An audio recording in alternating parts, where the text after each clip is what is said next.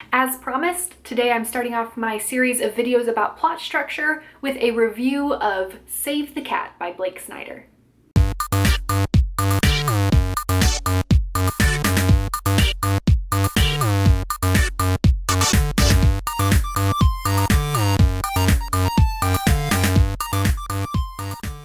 Save the Cat is actually a book about writing screenplays. Blake Snyder, the author, was a fairly successful screenwriter back in the 90s and early 2000s, but a lot of novelists swear by this book and by the beat sheets that are in it. I've always heard about the Save the Cat beat sheets, which I'll get to in a moment, but I was actually surprised to find out that this book was about much more than just plot structure. I don't 100% agree with all of Snyder's opinions, but there are a lot of great principles of writing in the book and some great tips for how to pitch your story and make it sound marketable, so I definitely recommend it. It's a good read for all types of writers. But beat sheets, plot structure, that is what we are here for today. The Save the Cat beat sheet is a much more detailed plot structure than I usually work with, but that was actually why I read the book, because I wanted something more detailed and more thorough for my revisions. So what is the Save the Cat beat sheet? This is a picture of it in the book.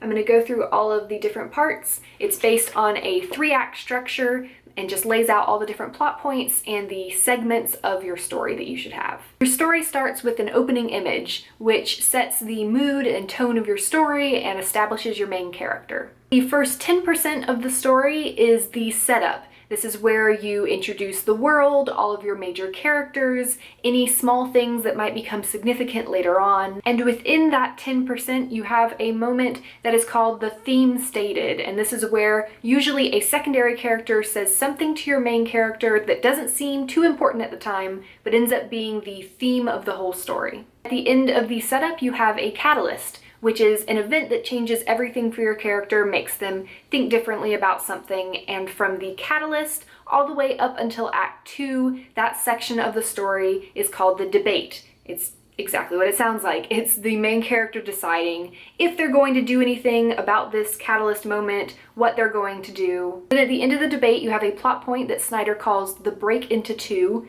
This is where your character makes a decision to do something, to take action, and it pushes us into Act 2 of the story. Early on in Act 2, Snyder recommends that you introduce a B story. This is often the love story or a friendship story, something interpersonal. Most importantly, it's a secondary story that takes you away from the tension for a moment. Now we are in the portion of the story between the beginning of Act 2 and the midpoint, which Snyder calls the fun and games. He also describes it as the promise of the premise. Basically, whatever premise for this story you have given to readers, whatever has drawn them in and made them want to pick up your book, this is where you follow through on it. It's where your character is learning new things and embarking on their adventure, and your readers are having fun. You have reached the midpoint, right in the middle of Act 2 and the middle of your story. Snyder says that this point in your story should be either a false peak or a false collapse for your character. So they should either think that they are on the brink of winning or the brink of losing, but they're wrong. After the midpoint, after this false victory or false defeat,